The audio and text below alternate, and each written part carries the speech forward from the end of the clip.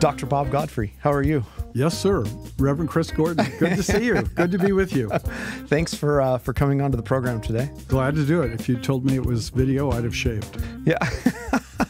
Yeah, I can't imagine you with a beard. That would be... Have you ever had a beard? I had a beard once. When my daughter was born, I was in my late 30s, and I grew a beard. I'd been really sick with the flu at home, and I grew a beard. And shortly thereafter, my beard turned gray, and my hair didn't, and I thought that would look ridiculous. So I've been waiting for the hair to catch up with the beard, but it's taken a very long time. Okay, yeah, I've never seen you with a beard. That would be unique. Only once. I sent a picture to my mother, and she said, "Who is that guy holding the baby?" Well, we're thankful you came on. We started this new video cast project, so you're one of the guinea pigs. So we'll see how it goes, and we've had a few guys in here. Well, many people said I have a face for radio. Well, I thought today we could talk a little bit. We were just talking before the program of maybe a project you're thinking about doing, but something that you've cared a lot about, something that's been important to you. It's, how to be reformed in America. I think it'd be helpful to get your thoughts on that because you've wrestled with that issue for a long time. I have, and I think it's a very important question for Reformed churches because in a lot of ways it gets to the heart of what it means to be Reformed.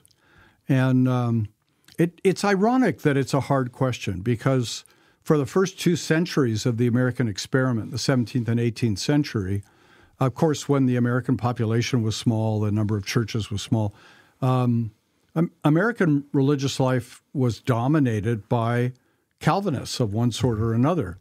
But in the 19th century, we lost ground in a dramatic way to Methodists, who, of course, were determinedly Arminian, and to the Baptists, who at least were practically Arminian. They weren't all theoretically Arminian.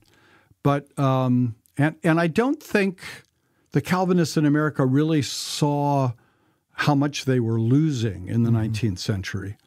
And I think, maybe this is going beyond what you really want to talk about, but I think that was because of their postmillennialism. I think they were so confident that they would be triumphant in the long run that they thought the short-run problems were not as significant as they were and would turn around. And I think the Calvinists continued to provide in the 19th century a lot of the intellectual firepower for Protestantism. So Princeton Seminary remained a very dominant force in the intellectual life of American Christians.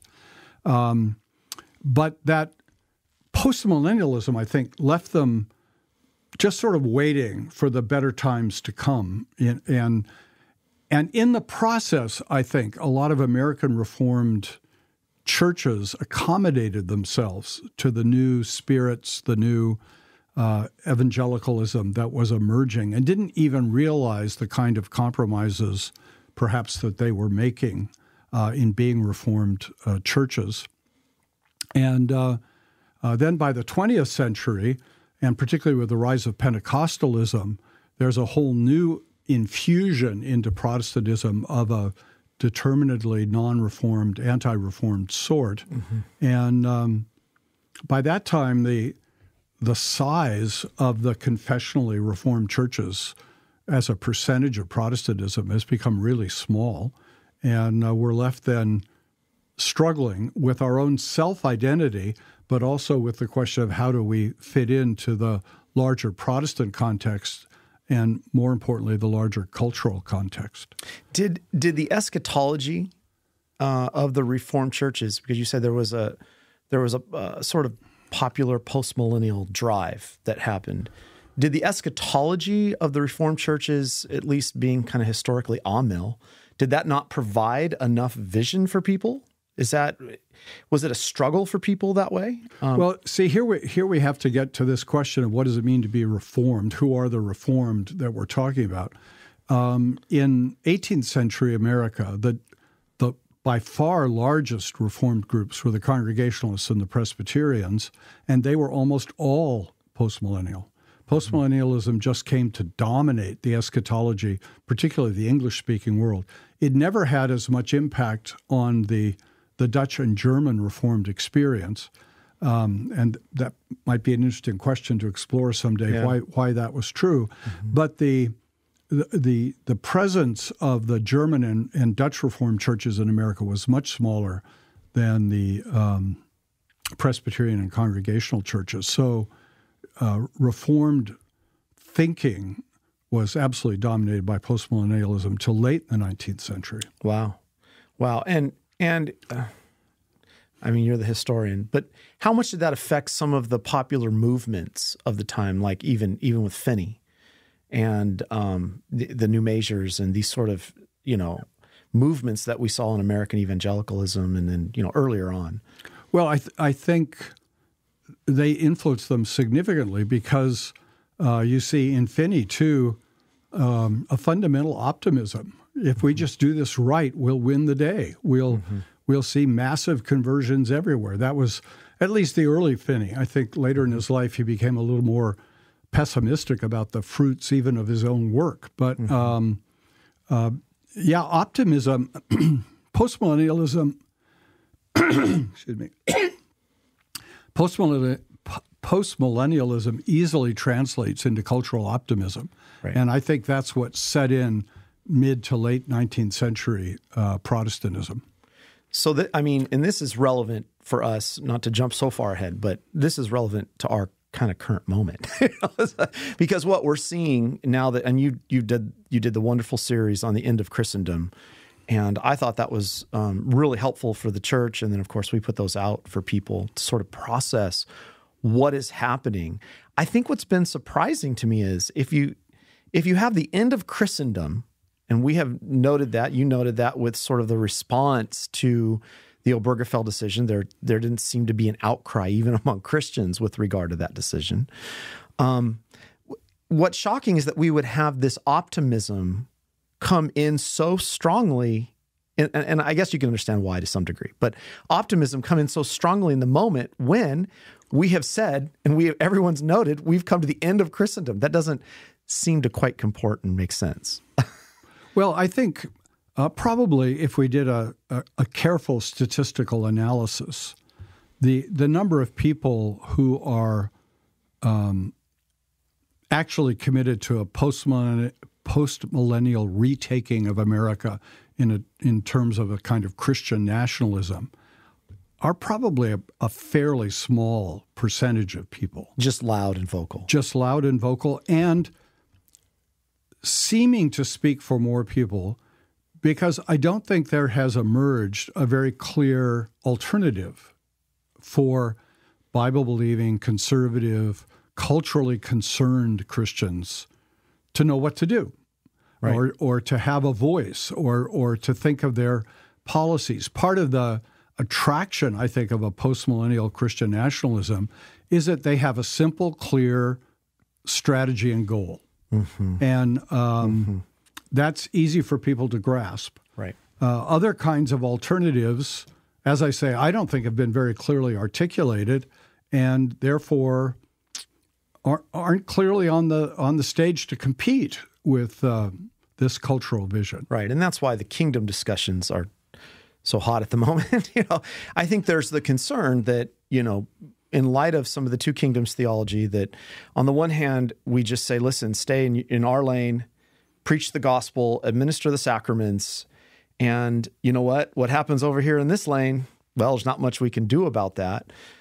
We just have to kind of watch it go, hell in a handbasket, right? And I think that's been frustrating for people because there is a sense of we need to do something to try to stop this flood that's coming in on us, which, a lot of people say, and I agree, it's not good for neighbor when we see these kind of things. And it's a lot of the things that are happening in terms of the laws, the changing of laws and times and things that we're seeing, it's an affront to God himself. Right. So what are Christians to do? And I think it's interesting you say we haven't in some ways articulated a vision, or something has not really come in and filled the gap in terms of, helping people through these issues. Right. And I think we can see a kind of parallel between our moment at the end of the 20th, beginning of the 21st century, and evangelical Protestantism's moment at the end of the 19th and the beginning of the 20th century. Interesting. And as the post-millennial confidence, which was a post-millennial gradualism by and large, whereas the post-millennialism today— You'll get it right. The tongue just isn't working. Too many syllables. The post-millennial conviction today really is more a crisis eschatology. That's right. That's exactly right. The difference between gradualism and crisis is a huge difference. Nonetheless, as the 19th century wore on and Christians could not avoid seeing the diminishing impact of Christianity in Western culture and the rise of critical alternatives to Christianity, what happened in America? Lots of American Protestants who had been, or their parents had been postmillennial, become premillennial dispensationalists, which is another kind of crisis theology, but a pessimistic crisis theology. So even in the gradual model, even in the gradual sort of adoption of postmillennialism, it didn't seem to have the shelf life, is what you're saying. That, if people move to dispensationalism soon after, obviously current situations kind of I've always thought current situations in light of the culture do kind of dictate people's eschatology in the moment. Absolutely. But postmillennialism made it through 200, almost 250 years. True. That's a pretty good run. That's a pretty good run. Yeah. The problem is once it got challenged, a lot of people said, well, there are a lot of other verses in the Bible that seem more negative about the future than the positive verses about the future that the postmillennialists quote. And how do you put those things together?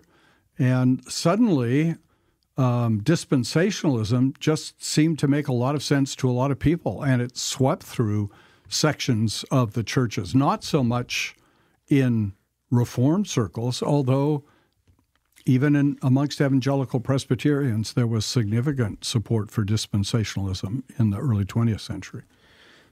Which takes us to back to our moment, which if this is sort of a crisis response, it's not quite paralleled to the gradual thing that happened before. In other words, are we dealing with a crisis response, or is this something that simply continued to go on in sort of, even in Reformed churches, the postmillennial view? Is it a crisis response in the moment, and where do you see it going in terms of how Christians are going to respond in the future to an increasingly hostile culture? Well, I think the issue of Christian response to culture is not entirely eschatology, but I think it has been significantly driven by eschatology in the American experience.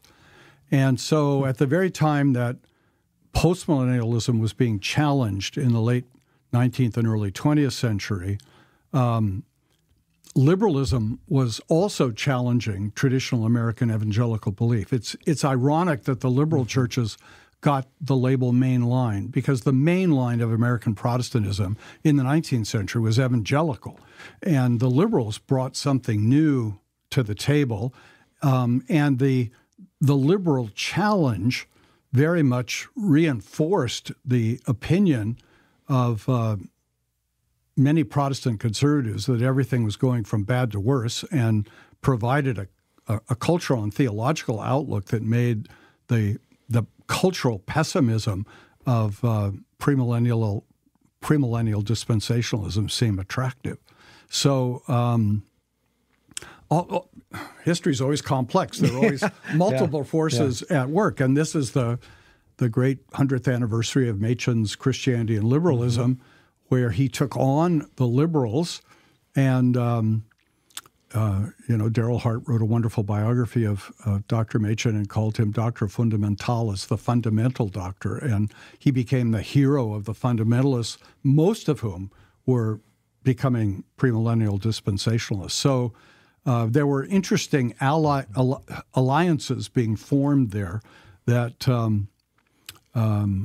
caused, in the sort of triumph of at least the toleration of liberalism in the established denominations, the long-term denominations, led a lot of the conservatives to sort of withdraw from the cultural issue. And in that sense, I think some of the two kingdom teaching today is a bit of a repetition of that cultural withdrawal. And my own belief is neither cultural withdrawal nor cultural triumphalism is the biblical way forward for Christians.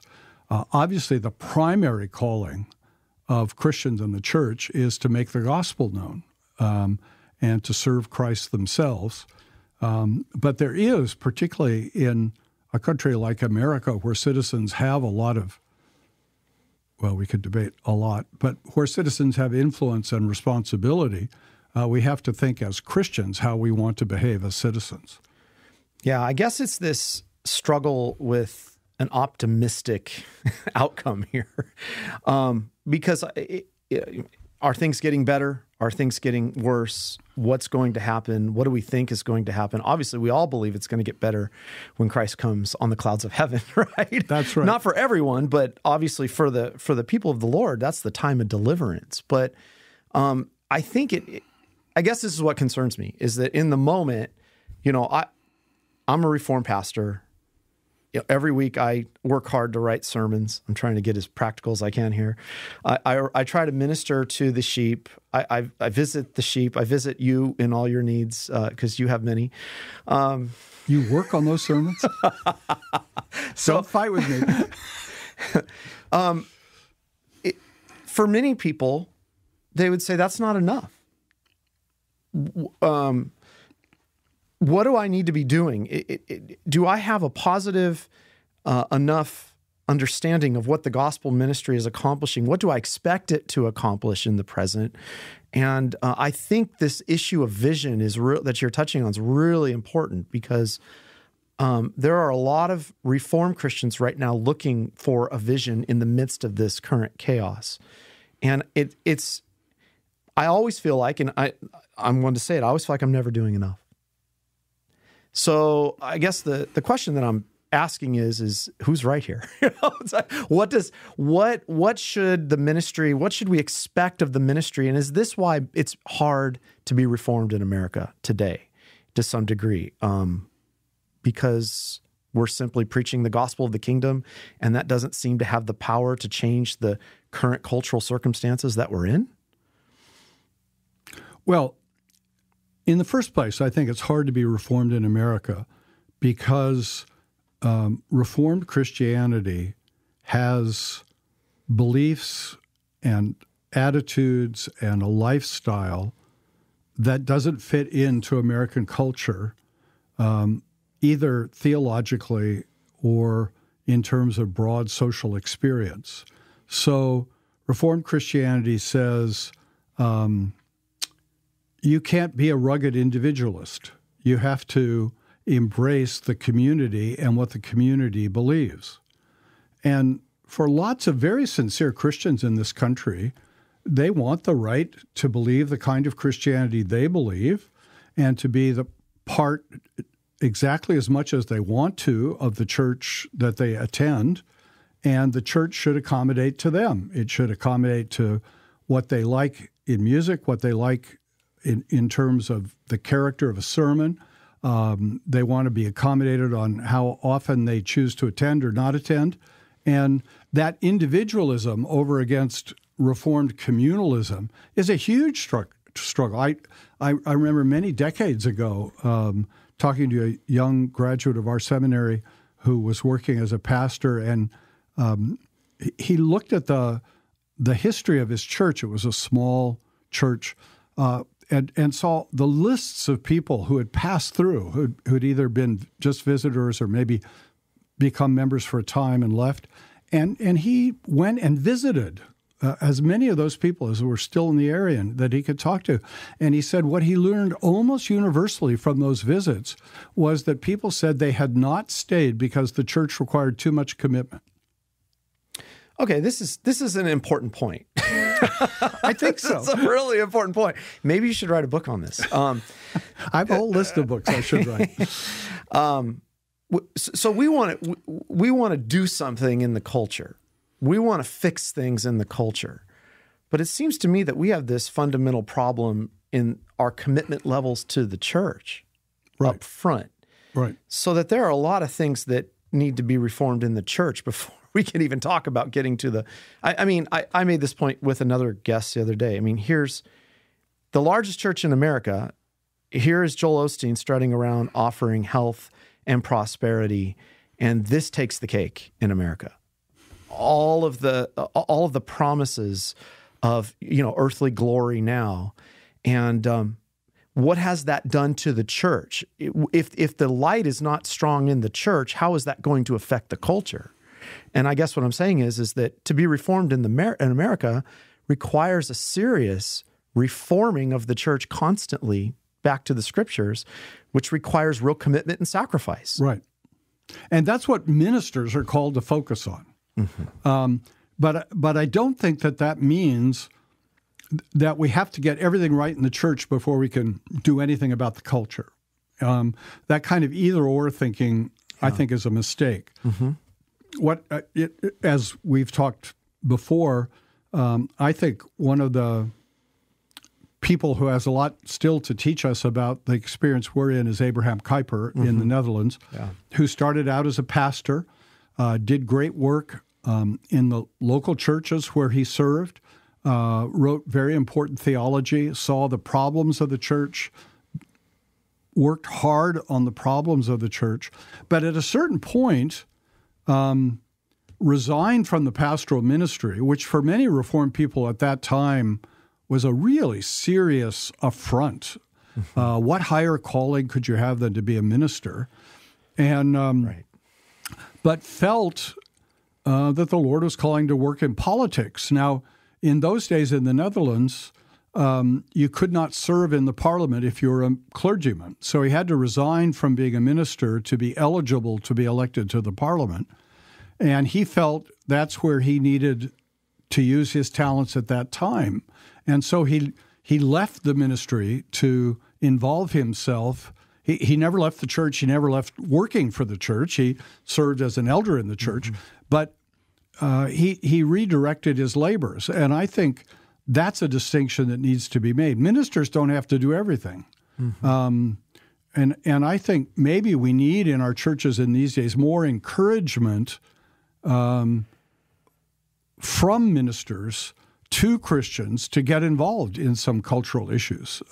That's fair. I've thought a lot about that. There are times where I think, I'm going through the Beatitudes right now, and blessed are the meek, for they shall inherit the earth. It's an interesting beatitude.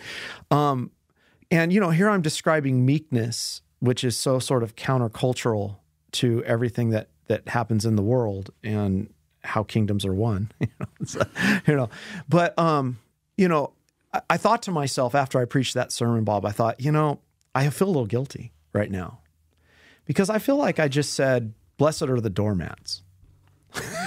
It's like and you have to come back and obviously correct, and you have to think about different angles and how people hear things and perceive things, because I don't want to communicate that, listen, God's just telling us to take all this evil on the head in the culture and do nothing about it at all.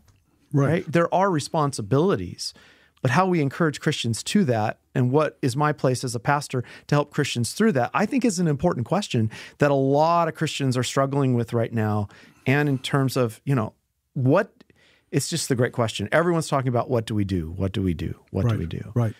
Well, and again, I think when we look at our own Dutch Reformed tradition in the United States, one of the passions of the church was to see Christian schools founded. Mm-hmm.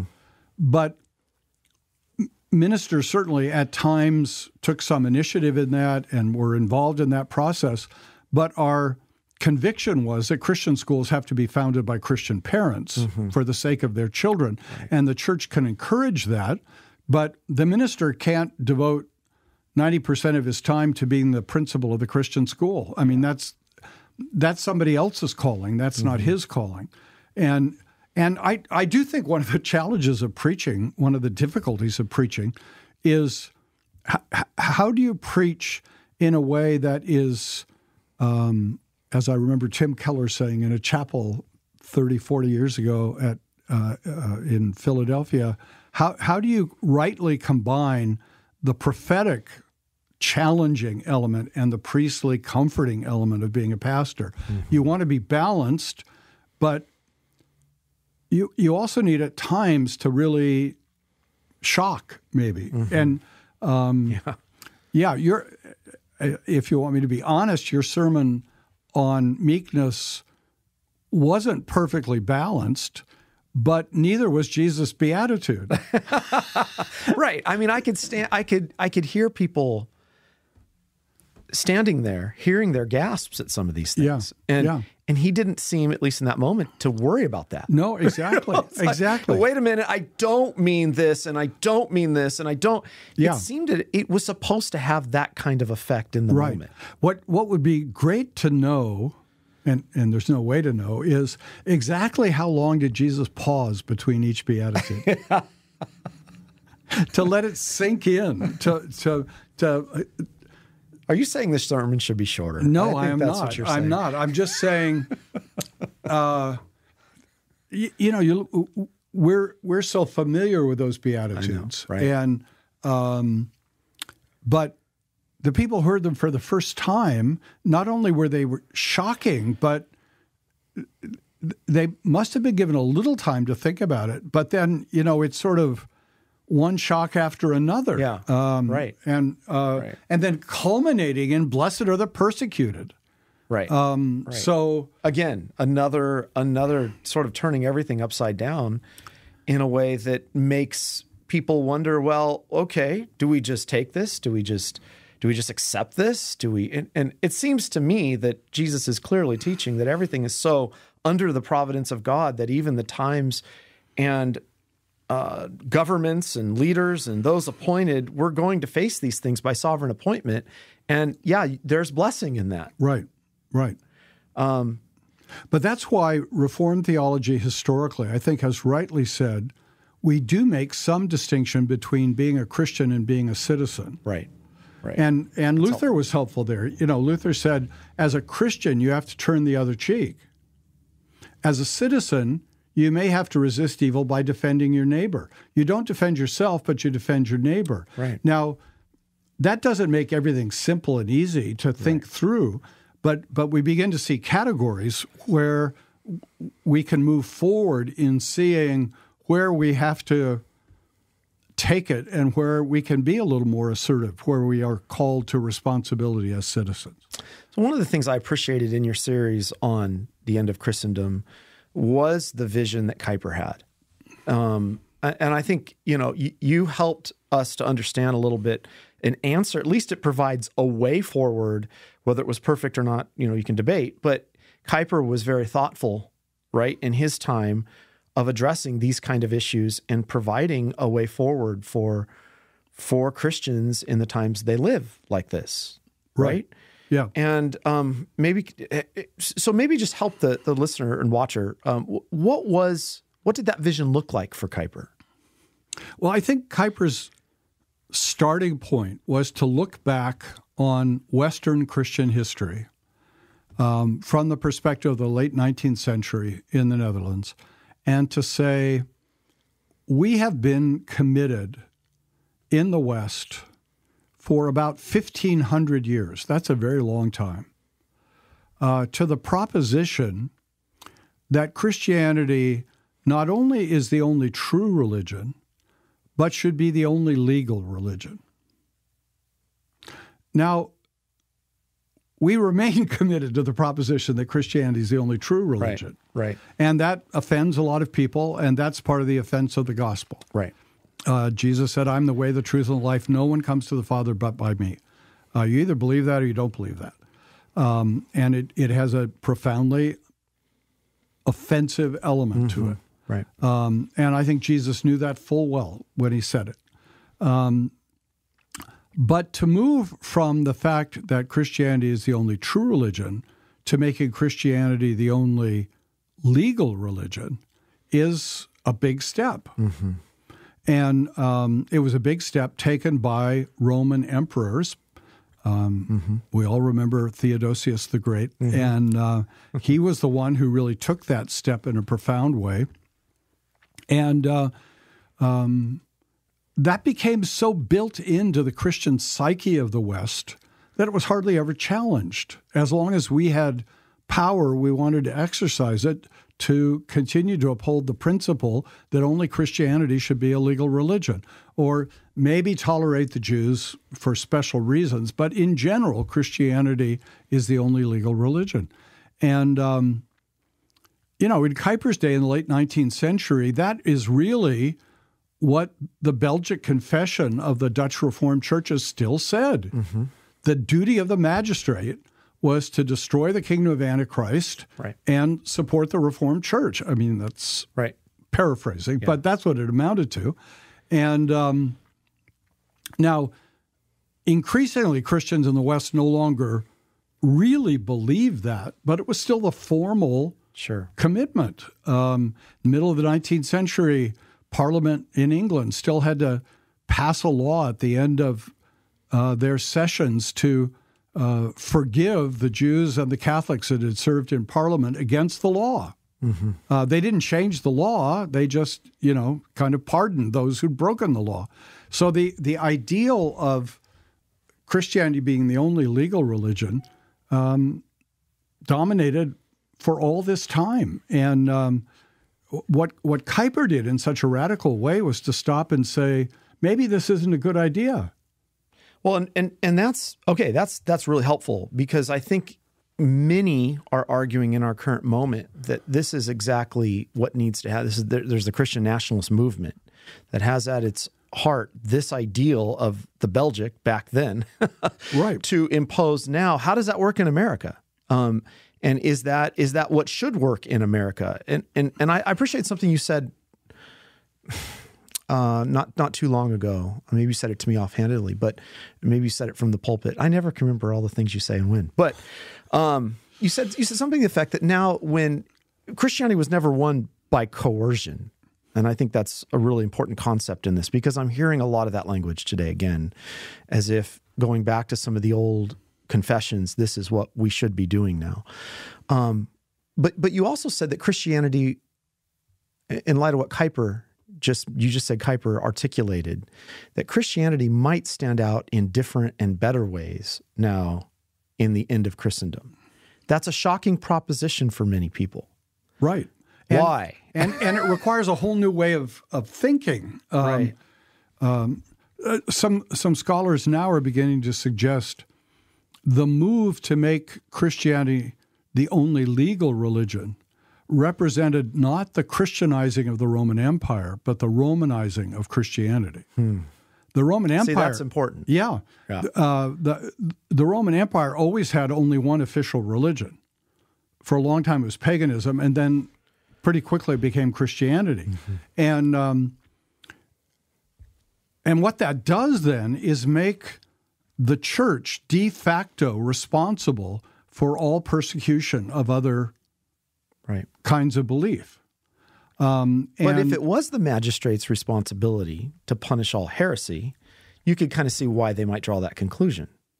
Right. But I'm afraid the conclusion then is you bring into the church lots of people who aren't real believers. Mm-hmm.